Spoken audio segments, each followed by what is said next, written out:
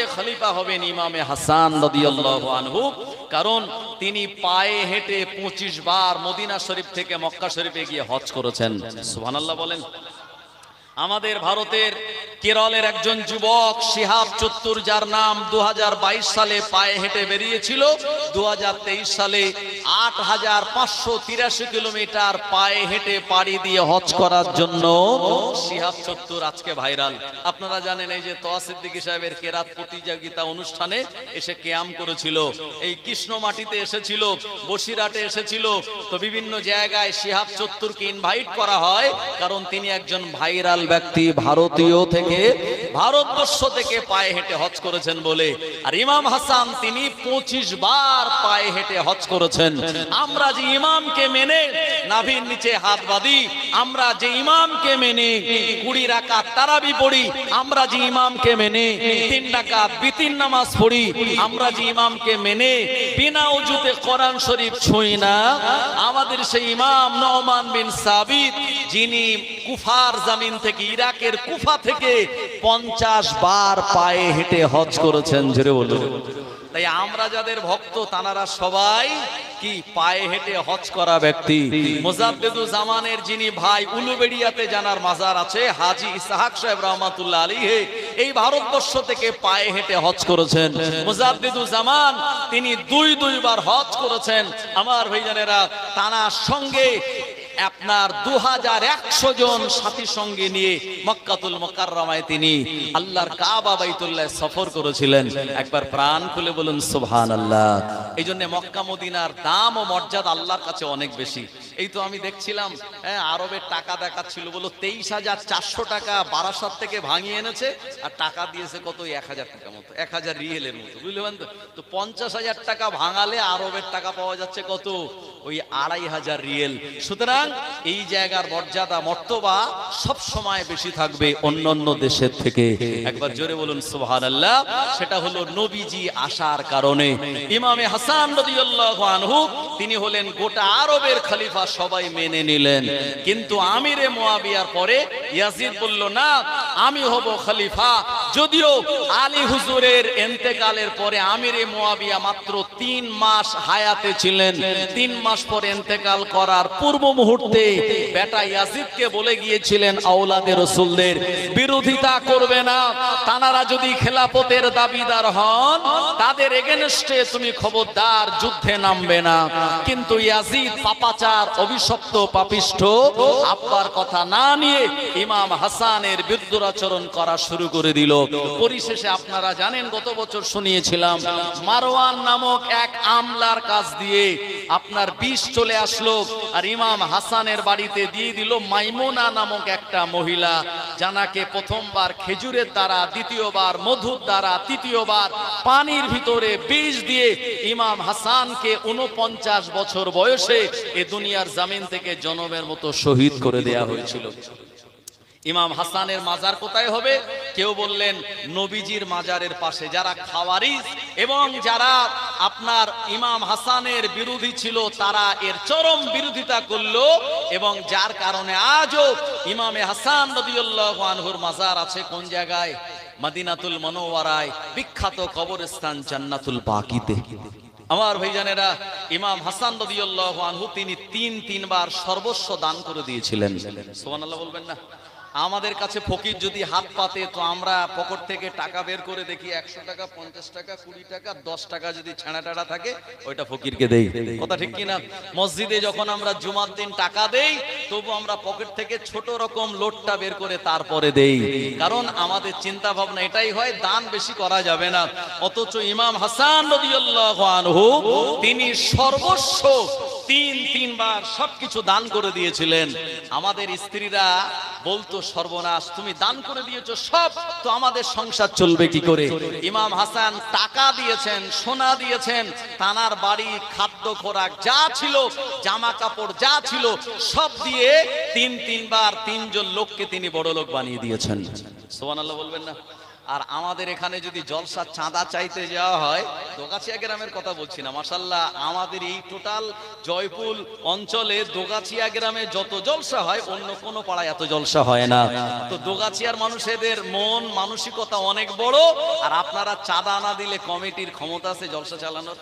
আমার ভাইজানেরা, সুতরাং আপনাদের মন মানসিকতা অনেক বড়, কিন্তু অন্যান্য জায়গার মানুষ যারা জলসা মাহফিলে বেশি চাঁদা দিতে চায় না। অথচ ইমাম হাসান রাদিয়াল্লাহু আনহু তার জীবনী ফলো করলে দেখা যায় সর্বস্ব তিনবার তিনি দান করে দিয়েছেন। ইমাম হাসান হুজুরের শহীদ হয়ে যাওয়ার পর এরপরে ইয়াজিদ চিন্তা করলো আমার পথের কাঁটা শেষ, এখন আমি খলিফা বলে গোটা আরব সাম্রাজ্যে সে অ্যালাউন্স করে দিল। আমার ভাইজানেরা, অ্যালাউন্স করলেই যে মানুষ মানবে তার কোনো গ্যারান্টি আছে? মাঝে মাঝে আমরা দেখি যে এয়ারটেল, জিও, আপনার ভোডা কোম্পানি সব যারা সিম বিক্রি করে তারা টোটো নিয়ে সারাদিন মাইকিং করছে, ভাই তোমার আধার কার্ডটা নিয়ে আসো আর বিনা টাকায় তুমি সিমটাকে পোর্ট করে নেবে, এত অফার দেয়া হবে।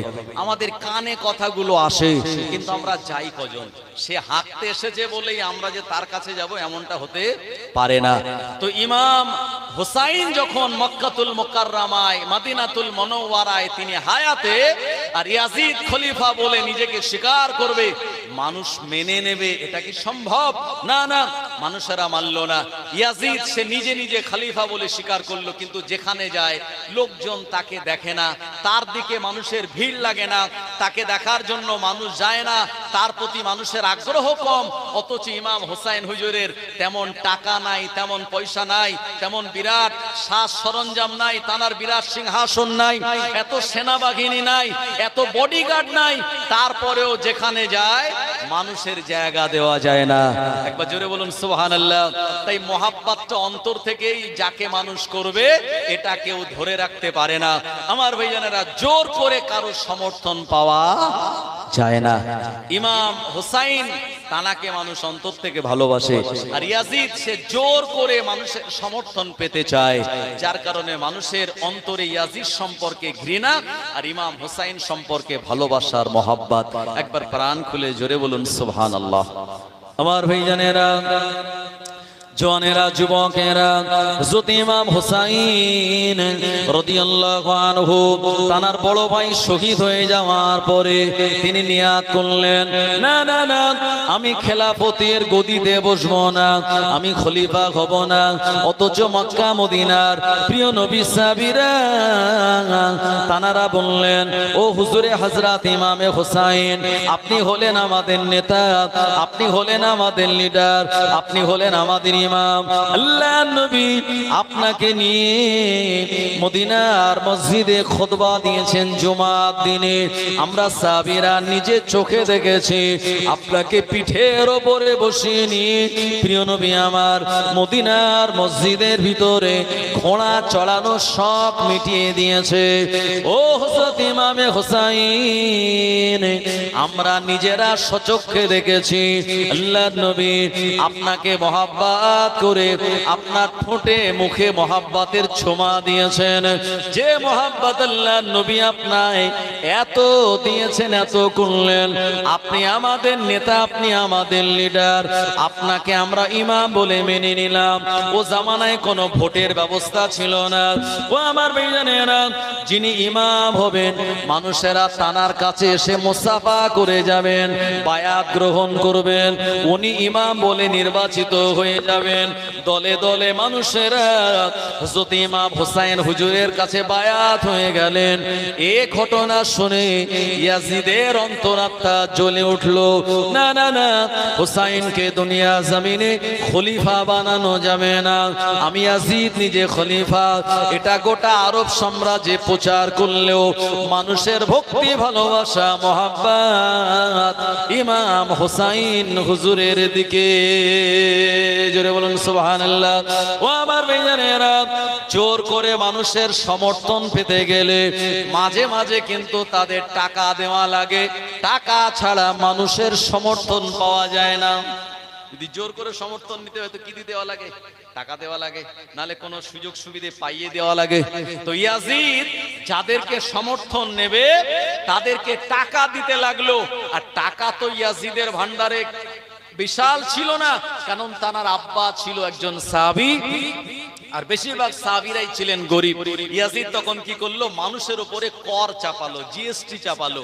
আমার ভাইজানেরা, যেমন ভারতীয় সরকার যেমন জিএসটি আর কর চাপিয়ে ছোট ছোট ব্যবসার মাথা ভেঙে দিয়েছে, ঠিক ইয়াজিদ ওই রকম ভাবে আপনার কুফা, ইরাক, ইরান, সিরিয়া এ সমস্ত জায়গায় মানুষের উপরে কর চাপালো। ইংরেজরা 200 বছর ভারতবর্ষ রাজত্ব করেছে, ইংরেজরা দাড়ির উপরে কর চাপিয়েছিল, যে দাড়ি যার যত লম্বা তার করও তত দিতে হবে। আমার ভাইজানেরা, জমি জায়গা যার যত বেশি তাকে কর দেওয়া লাগবে। এই জিএসটি, এই কর ট্যাক্স মানুষের উপরে এত বেশি ইয়াজিদ চাপিয়ে দিল, মানুষেরা তার অত্যাচার অতিষ্ঠ হয়ে গেল। আমার ভাইজানেরা, এরপরে এখন ইরাকের কুফার মানুষেরা প্রথম দিকে কিন্তু ইয়াজিদকে খলিফা বলে মেনেছিল, কিন্তু যখন অত্যাচারের সীমা ছাড়িয়ে গেল, এখন তাদের ভুল ভাঙলো, আর ভুল ভাঙার পরে ইমাম হুসাইনের কাছে তারা চিঠি লেখা শুরু করলো, হুজুর আপনি আসুন, আপনার হাতে হাত দিয়ে আমি বায়াত গ্রহণ করব। নবীজি সাহাবীরা ইমাম হুসাইনকে বলেন, খবরদার যাবেন না, কারণ কুফার মানুষেরা, ওদের অন্তরের ভিতরে, ওদের ব্লাডের মধ্যে নেফাক আছে, মানে দ্বিচারিতা আছে। ওরা আপনার আব্বা আলীকে ডেকে নিয়ে রাজধানী মদিনা থেকে পরিবর্তন করে কুফায় করেছিল, যারাই ডাকলো তারাই ছুরি চালালো। আপনি তাদের কথায় ভুলবেন না, আমরা নবীজি সাহাবীরা আপনায় বলি, আপনি মদিনাতেই অবস্থান করুন, খবরদার ওদের কথায় ভুলবেন না। আমার ভাইজানেরা, জওয়ানেরা, যুবকেরা, ইমামে হুসাইন রাদিয়াল্লাহু আনহু সাহাবীদের কথা মেনে ওই মদিনা শরীফেই অবস্থান করতে লাগলেন।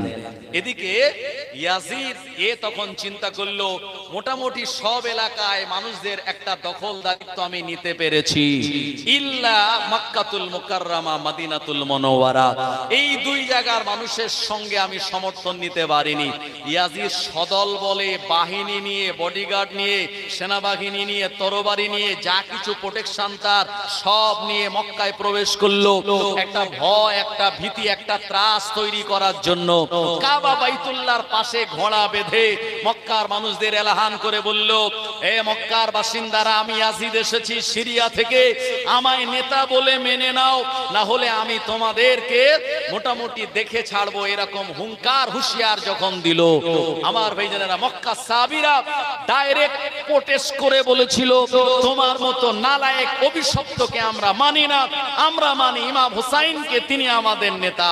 ইয়াজিদ দেখলো এরা তো মানলো না, মদিনায় মক্কাতুল মুকাররমায় ভয়ের পরিবেশ তৈরি করার জন্য কাবা বাইতুল্লাহর গেলাফ, যে গেলাফ ধরাটা হাজী সাহেবদের বিরাট বড় মনে একটা ইচ্ছা কামনা, যে গেলাফ ধরে দোয়া চাইলে আল্লাহ কবুল করে, আর সেই কাবা বাইতুল্লাহর গেলাফে আগুন লাগিয়ে দিল একটাই কারণে, যে মানুষ ভয় পাবে, একটা ত্রাস, একটা সন্ত্রাসের পরিবেশ আমি এমন তৈরি করব, মানুষ যেন আমায় সমর্থন দেয়।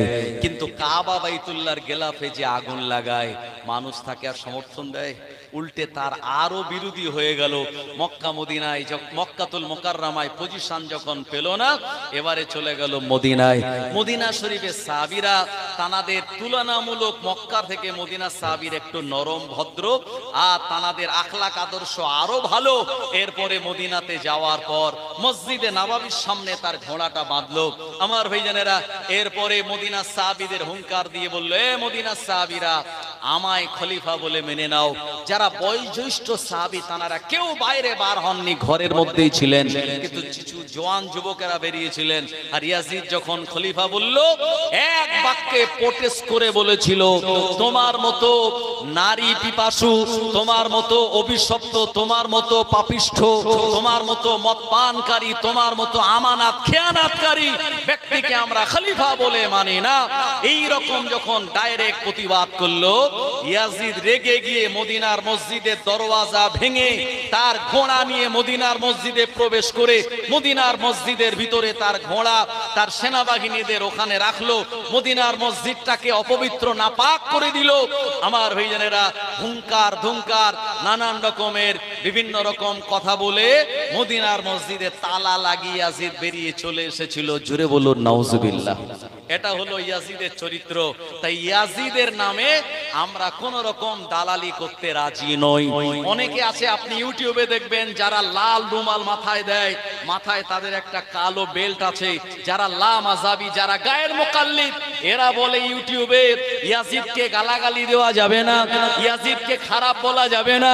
ইয়াজিদ সে কুস্তুনতুনিয়ার ইস্তাম্বুলের যুদ্ধে অংশগ্রহণ করেছিল। নবীজি বলেছেন কুস্তুনতুনিয়ায় আর ইস্তাম্বুলের যুদ্ধে যারা ছিল এরা সব জান্নাতি। আসলে ইয়াজিদকে জান্নাতি বানানোর জন্য তারা নকল আর মওজুদ জাল হাদিসও বানিয়ে ফেলেছে। এরা ইয়াজিদ ভক্ত আলেম, তাই এদের ওয়াজ শুনলে আপনার কিন্তু ঈমান বরবাদ হয়ে যাবে। কি বলছি বোঝা গেল? কারা বলছে? যারা আহলে সুন্নাত ওয়াল জামাতের নয়, যারা 8 রাকাত তারাবি পড়ে, যারা এখানে হাত বাঁধে, যারা বিনা ওযুতে কোরআন শরীফ ছোঁয়, যারা পাটা ফাঁক করে নামাজে দাঁড়ায়, আমার ভাইজানেরা, তারা বলছে ইয়াজিদকে খারাপ বলা যাবে না, কারণ কুস্তুনতুনিয়া ইস্তাম্বুলের যুদ্ধে নাকি অংশগ্রহণ করেছিল। গোটা ইতিহাস খুঁজলে, গোটা তারিখে হাদিস খুঁজলে কোন জায়গায় প্রমাণ দেওয়া যাবে না ইয়াজিদ এই কুস্তুনতুনিয়ার ইস্তাম্বুলের যুদ্ধে অংশগ্রহণ করেছিল। এটা আহলে হাদিস শায়েখদের বানানো একটা জাল হাদিস। তাই ওই খপ্পরে পড়ে ঈমান যেন হারাবেন না। ইয়াজিদ অভিশপ্ত আর পাপিষ্ঠ, এটাই 100%, এটাই চূড়ান্ত, এটাই সিদ্ধান্ত। আমার ভাইজানেরা, জওয়ানেরা, যুবকেরা, ও নবীর উম্মতেরা, মদিনার মসজিদে নববী শরীফে তালা দিয়ে চলে আসলো, আযান ও নামাজ বন্ধ হয়ে গেল। আল্লাহর নবী সাহাবীরা মদিনার জমিনে নামাজ আদায় করতে না পেরে, মসজিদে নামাজ আদায় না করতে পেরে ঝরঝর করে অনেকে কান্নাকাটি করতে লাগে। ও জওয়ানেরা, যুবকেরা, কিতাবের নাম হলো আল বিদায়া ওয়ান নিহায়া। এই কিতাবের মুসান্নিফ আল্লামা ইবনে কাসির রাহমাতুল্লাহ আলাইহি তিনি বর্ণনা করে বললেন, হযরত সাদ বিন মুআজ রাদিয়াল্লাহু আনহু মদিনার মসজিদে তিনি লক্ষ্য করেন নামাজের ওয়াক্তে ওয়াক্তে আযান হয়ে যায়। উনি অবাক হয়ে গেলেন, মদিনার মসজিদে ইয়াজিদ বাহিনী তালা লাগিয়ে দিয়ে চলে গেল। গোটা মদিনার মসজিদটা বিভিন্ন জিনিস তারা ভাঙচুর চালালো, অথচ ওয়াক্তে ওয়াক্তে আযান কোন জায়গা থেকে শোনা যায়। ও আমার ভাইজানেরা, হযরত সাদ ইবনুল মুআজ রাদিয়াল্লাহু আনহু তিনি বর্ণনা করে বলেন, আমি মদিনার মসজিদের ভিতরে প্রবেশ করলাম একটা জানালা দিয়ে। এখানে প্রবেশ করে আমি দেখতে পেলাম আল্লাহর নবীর মাজারে আতাহারের ভিতর থেকে প্রতিটা আযানের ওয়াক্তে ওয়াক্তে আযান হয়ে যায়। আরো জোরে বলেন সুবহানাল্লাহ। ও নবীর উম্মতেরা, এই কারণে আমরা যারা আহলে সুন্নাত ওয়াল জামাতের মতবাদের মানুষ, আমাদের আকীদা হলো আল্লাহর নবী মরা নবী নয়, আল্লাহর নবী হলেন হায়াতুন নবী। আল্লাহর নবীর মাজারে আতাহারের উপরে কোরআন মাজিদের আয়াতটা আজও লেখা রয়েছে, ইয়া আইয়ুহাল্লাযীনা আমানু লা তারফাউ আসওয়াতাকুম ফাওকা সাওতিন নবী ওয়া লা তাজহারু লাহু বিল কওলি কাজহারি বা'দিকুম লিবা'দিন আতাহাবাতা আমালুকুম ওয়া আনতুম লা তাশউরুন। আমার আল্লাহ পাক ঈমানদার বান্দা বান্দীদের লক্ষ্য করে বললেন, হে ঈমানদার বিশ্বাসীরা, খবরদার তোমাদের গলার আওয়াজটা যেন আমার নবীর গলার আওয়াজের থেকে উঁচু না হয়ে যায়। যদি তোমাদের গলার আওয়াজটা উঁচু হয়, এভাবে তোমরা নিজেদের ভিতরে কথাবার্তা বলো। ও আমার ভাইজানেরা, আমার আল্লাহ পাক জানিয়ে দিলেন, যদি এমন হয় আনতাহাবাতা আমালুকুম, তাহলে তোমাদের আমালগুলি ধ্বংস হয়ে যাবে। কেমন করে বরবাদ হবে? ওয়া আনতুম লা তাশউরুন, তোমরা তা কিছুই জানতে পারবে না। ও আমার মেয়েজানেরা, আল্লাহ নবী হায়াতুন নবী, নবী আমার জানিয়ে দিলেন, মান যারা কবরে বাদা ওয়াফাতি ফাকান্নামা যারানি ফি হায়াতি। যে ব্যক্তি আমার ওফাতের পর আমার মাজারটা জিয়ারত করে যাবে, আল্লাহ নবী জানিয়ে দিলেন আমার ওই উম্মতটা আমার সঙ্গে সরাসরি যেন মোলাকাত করে গেল। আরো জোরে বলেন সুবহানাল্লাহ। ও নবীর উম্মতেরা, ইমামে হুসাইন রাদিয়াল্লাহু আনহু তানার কাছে বারবার কুফার জনগণেরা চিঠি পাঠাতে লাগলো। একটা দুটো নয়, 150 খানা চিঠি আসলো। শেষ চিঠিতে লেখা ছিল, ও হযরত ইমামে হুসাইন, আপনি যদি আমাদের কাছে না আসেন, কিয়ামতের দিন আপনার নানাজির সামনে আল্লাহ তাআলার কাছে আপনাকে আমরা আসামি বানিয়ে জবাবদিহি চাইবো। আমরা বারবার বলার পরেও আপনি আমাদের কাছে আসেননি, আপনার হাতে হাত দিয়ে আমরা বায়াত গ্রহণ করতে পারিনি। এই শেষ চিঠিটায়, শেষ লেটারে এমন মারাত্মক কথা লেখা থাকার জন্য ইমামে হুসাইন রাদিয়াল্লাহু আনহু তার নানা জানের সাহাবীদেরকে দেখালেন। আল্লাহর নবী সাহাবীরা তারপরেও যেতে মানা করে দিয়েছিলেন। সাহাবীরা বলেন, এক কাজ করুন, আপনি নিজে না গিয়ে আপনি একজন প্রতিনিধিকে পাঠিয়ে দিন। ওই প্রতিনিধি আপনার হয়ে ওখানে বায়াত নেবে, ওখানকার সিচুয়েশন যখন আপনাকে জানিয়ে দেবে, তারপরে আপনি মদিনা জমিনটা ছেড়ে দেবেন।